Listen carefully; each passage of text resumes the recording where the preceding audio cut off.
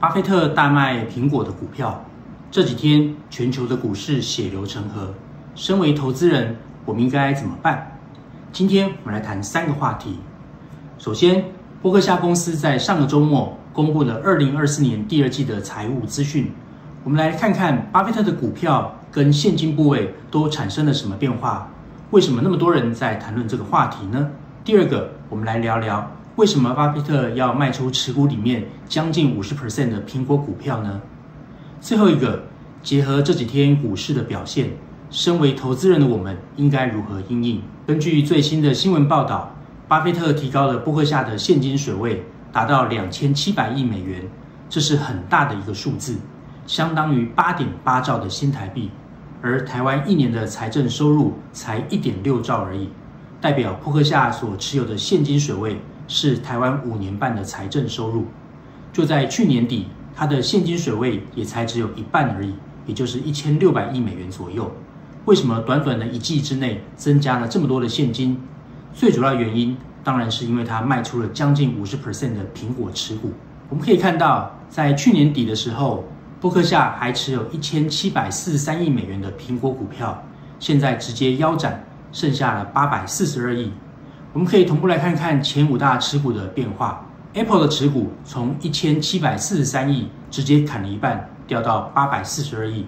他最爱的2档股票分别是 American Express 跟可口可乐，还增加了持股，分别增加了67亿美金跟19亿美金。Bank of America 的价值也增加了63亿。Chevron 则没有太大的变化。简单的说，巴菲特在今年第2季美国股市的高点卖掉了一半的 Apple 持股。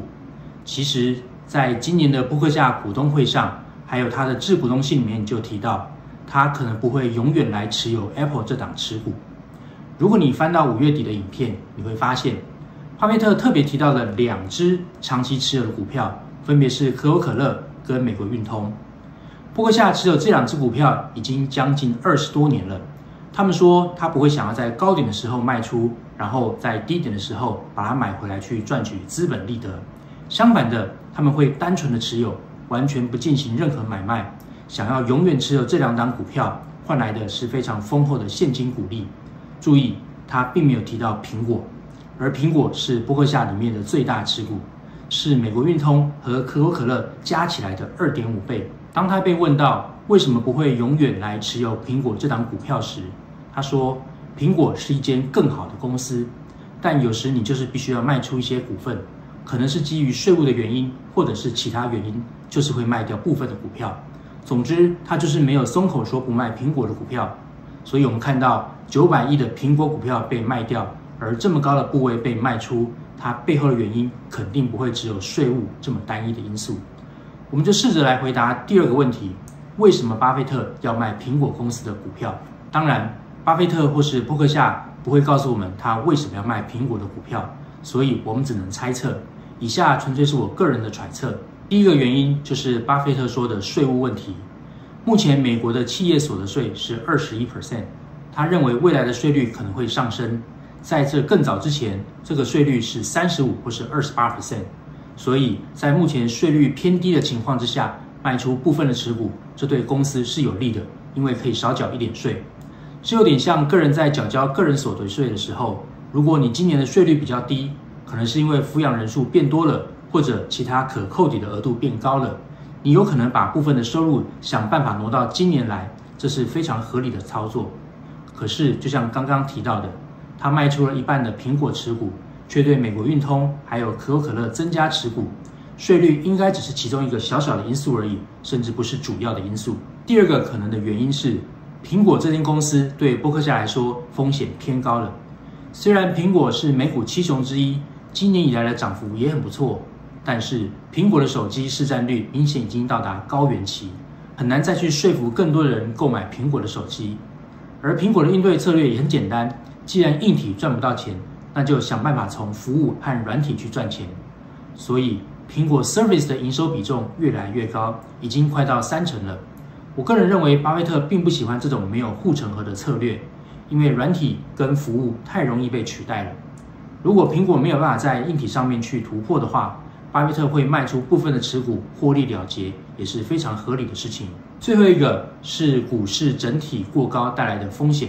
这在巴菲特的致股东信里面也有提到。他觉得目前的股市就像是一个赌场，大家都在里面疯狂的下注，所以各种股票的估值都非常的夸张。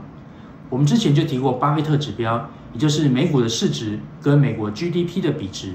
这个比值目前高达 180%， 远远高于巴菲特心中的80到100% 的期望值。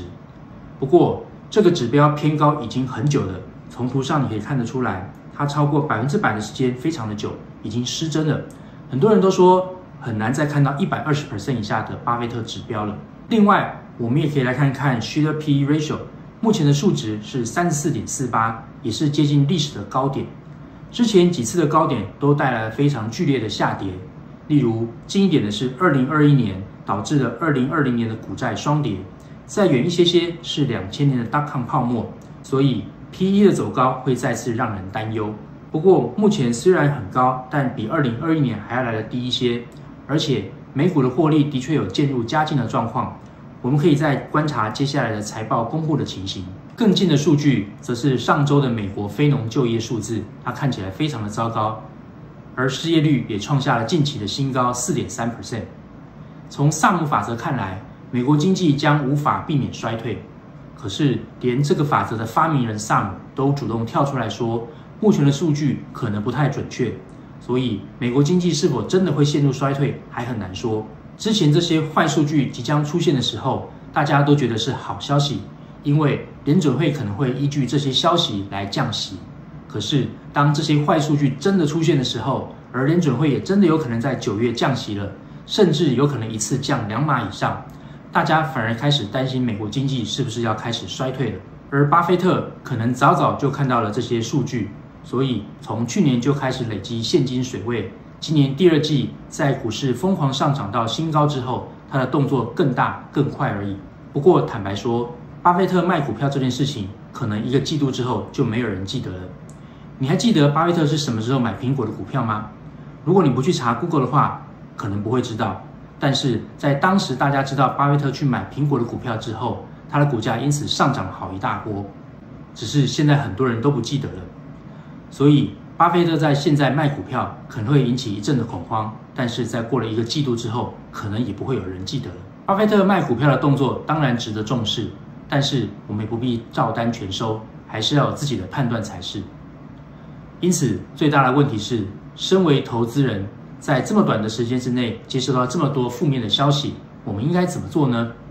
以下纯粹是我个人的投资心得，不代表任何的投资建议，也并不适用所有的人，请大家注意。面对这么多的负面消息，我的答案很简单，就是目前什么都不做。注意，我这边用的是目前，并不是永远都不做任何的事情。还记得我在6月底时一支影片分享了退休2年后的资产状况吗？那时候我曾经说过，事实上这也是我一直在说的事情，也就是什么时候该卖股票呢？我认为卖股票的时机有2个，第一个是需要用钱的时候，第2个则是需要再平衡的时候。我记得6月底那时候台股可能是23000点左右